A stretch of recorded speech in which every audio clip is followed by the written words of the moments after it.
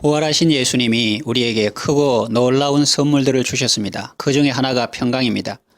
이 시간에는 예수님이 주신 이 평강에 대해서 좀 자세히 살펴보려고 합니다. 먼저 이 평강은 어떤 평강입니까? 본문에 보면 모든 지각에 뛰어난 하나님의 평강으로 표현하고 있습니다. 그렇습니다. 이 평강은 우리의 이해를 초월하는 평강입니다.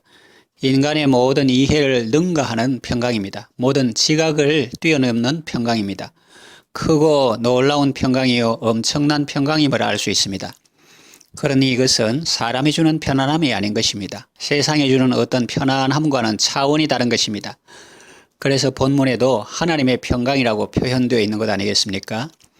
예수님께서 일찍이 이 평강에 대해서 말씀하셨습니다. 요한복음 14장 27절 평안을 너희에게 끼치노니 곧 나의 평안을 너희에게 주노라. 내가 너희에게 주는 것은 세상이 주는 것과 같지 아니하니라. 너희는 마음에 근심하지도 말고 두려워하지도 말라. 또 요한복음 16장 33절 이것을 너희에게 이르는 것은 너희로 내 안에서 평안을 누리게 하려 함이라. 세상에서는 너희가 환난을 당하나 담대하라. 내가 세상을 이기었노라. 그렇게 말씀했습니다. 예수님이 주시는 하나님의 평강은 정말 놀랍습니다. 그것은 아무것도 안 하고 있는 편안한 상태를 말하는 것이 아니라 폭풍 가운데서도 잠잠하게 주를 바라는 평안이요. 마음의 근심과 두려움을 상쇄하고도 남음이 있는 평안이요. 세상에서 환난을 당하지만 그 속에서도 담대할 수 있는 평안입니다. 정말 대단하지 않습니까? 이것은 세상의 무엇으로 인한 상대적인 평안이 아니라 상황을 초월한 절대 평안이요. 하나님의 평강인 것입니다. 자, 그렇다면 이 하나님의 평강은 우리에게 어떤 일을 합니까? 7절 하반절 하나님의 평강이 그리스도 예수 안에서 너희 마음과 생각을 지키시리라 했습니다. 우리의 마음과 생각을 지켜줍니다. 이것이 왜 대단할까요? 마음과 생각을 지키는 것이 그만큼 중요하기 때문입니다. 그 중요성을 모르는 사람은 이 말씀을 업신여기겠죠. 아니, 돈을 지켜주고 재산을 지켜주고 건강을 지켜주고 성적을 지켜주고 명예를 지켜준다면 모를까? 마음을 지켜준다니 이것이 무슨 말이지? 라고 의문을 품을 수도 있습니다. 그러나 사실 전자는 후자들보다 훨씬 더 중요합니다. 잠언의 지혜자는 이렇게 말했습니다. 무릇 지킬 만한 것보다 더욱 내 마음을 지키라. 생명의 근원이 이에서 남이니라.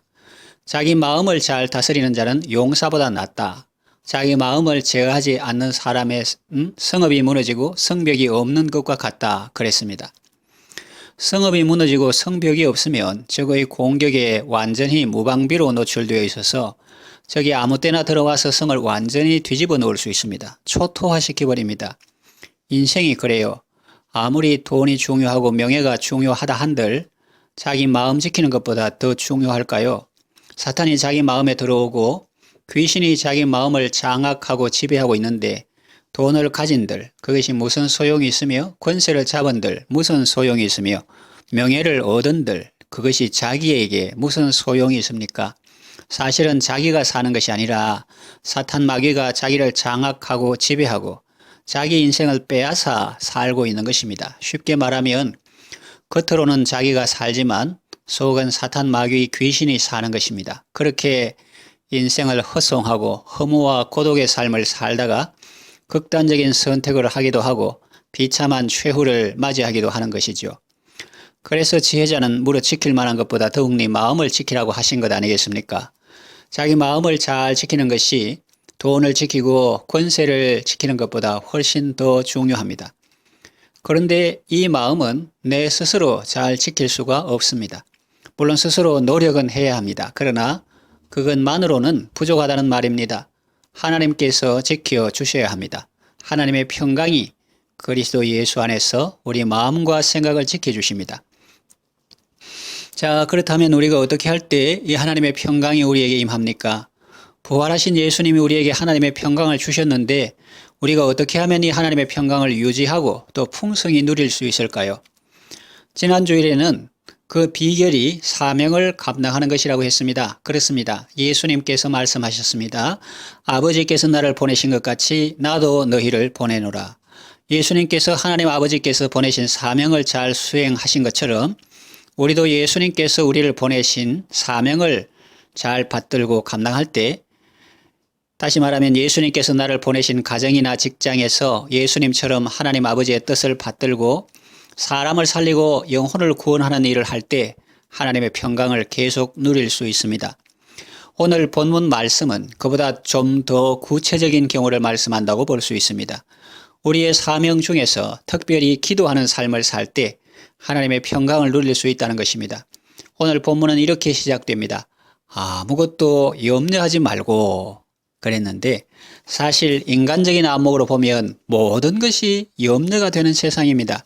자녀를 봐도 그렇고 자신을 봐도 그렇고 나라를 봐도 그렇고 국제 정세를 봐도 그렇습니다. 그런데 아무것도 염려하지 말라고 말씀하십니다. 그 대신 모든 일에 기도와 간구로 하라고 하십니다. 염려는 문제를 묵상하는 것이고 기도는 하나님을 생각하고 하나님의 말씀을 묵상하는 것입니다. 또 간구는 원망 불평하는 것이 아니고 하나님께 아뢰는 것입니다. 기도하고 간구할 때 너희 구할 것을 감사함으로 하나님께 아뢰라고 했습니다. 이것도 얼핏 이해하기 어려운 말씀입니다. 그러나 깨닫고 보면 정말 놀라운 말씀입니다. 우리는 뭔가 없어서 아쉬워서 기도하고 간구하는데 감사함으로 아뢰라니 이 무슨 뜻이지? 라는 의문이 생깁니다. 그러나 돌려서 생각하면 하나님은 이미 우리에게 감사할 거리를 풍성히 주셨다는 사실을 깨닫게 됩니다. 여러분, 까다로운 사장님 만나러 가는 것이 좋아요? 아니면 인자하고 사랑 많으신 친정아버지 만나러 가는 것이 좋아요? 당연히 후자죠. 하나님은 사랑이 많으신 우리의 아버지시기 때문에 은혜의 보좌 앞에 나아가는 것이 기쁘고 그래서 감사함으로 아뢰일 수 있죠. 어디 그뿐입니까? 그 아버지는 능력이 많으신 전능하신 하나님이십니다. 만일 여러분이 구청에 일을 보러 갔는데 담당 직원이 잘 아는 사람입니다. 일단은 기쁘고 반갑겠죠. 그런데 만일 그 사람이 친절하고 내 말을 잘 들어주기는 하는데 내 일을 실제적으로 해결해 줄 만한 아무 능력도 없다고 가정해 보세요. 직장에서 인정받지 못하고 무능한 사람으로 여겨지고 또 실제로 약간의 도움도 줄 수 없는 사람이라고 가정해 보세요. 그렇다면 그를 만나 대화하고 상담하는 것이 기쁘지 않을 것입니다. 시간 낭비라고 생각될 수도 있습니다. 그러나 그 사람이 내 문제를 실제로 해결해 줄 수 있고 내 일에 실질적인 영향력을 행사할 수 있는 사람이라면 아주 기쁜 마음으로 내 의사를 개진하겠죠. 내 사정을 말하겠죠. 하나님은 하늘과 땅의 모든 권세를 가지시고 세상 만물을 절대 주권적으로 다스리시는 전능하신 하나님이십니다. 유능한 정도가 아니라 전능하신 분이시라니까요. 그분 앞에 나아가 아뢰는데 어찌하니 기쁘겠습니까? 감사함으로 아뢰일 수 있는 것입니다. 더구나 그분은 정말 신실하신 분이십니다. 하나님은 인생이 아니시니 시건치 않으시고 인자가 아니시니 후회가 없으시도다. 어찌 그 하신 말씀을 행하지 않으시며 그 약속을 실행치 않으시랴. 약속하시고 반드시 이루시는 분이십니다. 그러니 그분을 만나러 가는데 어찌 안 기쁘겠습니까? 잔뜩 기대감을 가지고 감사함으로 아뢰일 수 있습니다. 사랑이 많으시고 능력이 많으시고 신실하신 분이시기에 우리는 감사함으로 아뢰일 수 있는 것입니다. 이런 하나님이심을 믿기 때문에 감사함으로 아뢰일 수 있는 것입니다. 그러면 우리가 이렇게 기대하고 구하면 그분이 부담을 가지실까요? 물론 거룩한 부담은 가지시겠지요. 그러나 우리의 간구를 싫어하시지는 않으십니다. 귀찮게 여기시거나 거부감을 느끼지 않으신다는 말입니다. 오히려 우리가 믿음으로 구하는 것을 기뻐하십니다. 성도의 감사와 기도는 하나님의 귀의 음악 소리와 같습니다. 히브리서 11장 6절에 믿음이 없이는 기쁘시게 못하나니 하나님께 나아가는 자는 반드시 그가 계신 것과 또한 그가 자기를 찾는 자들에게 상 주시는 분이심을 믿어야 할지니라 했습니다. 여러분, 좀 전에도 말씀드렸듯이 인간적으로 생각하면 참 염려거리, 걱정거리가 많은 세상입니다. 그러나 성경은 말합니다. 아무것도 염려하지 말라. 그 대신에 모든 일을 기도와 간구로 하라. 문제를 묵상하지 말고 하나님을 묵상하라. 너희 구할 것을 감사함으로 하나님께 아뢰라 그랬습니다. 그렇습니다, 여러분. 힘들고 어려운 일이 있을 때 그 문제에 너무 집착하지 마십시오. 그 문제를 여러분 스스로 해결해 보려고 애쓰지 마십시오. 먼저 은혜의 보좌 앞으로 나아가십시오. 하나님께 아뢰십시오. 모든 일을 기도와 간구로 하되 구할 것을 감사함으로 하나님께 아뢰십시오. 그리하면 모든 지각에 뛰어난 하나님의 평강이 그리스도 예수 안에서 여러분의 마음과 생각을 지켜 주실 것입니다. 믿음의 기도로 그리스도 예수 안에서 하나님의 평강을 누리시기 바랍니다. 기도합니다. 하나님 아버지 감사합니다. 부활하신 예수 그리스도를 통해서 우리에게 하나님의 평강을 내려주셔서 감사합니다. 힘들고 어려운 일 있을 때 원망 불평하거나 염려하지 않게 하시고 그 대신에 기도하게 하소서.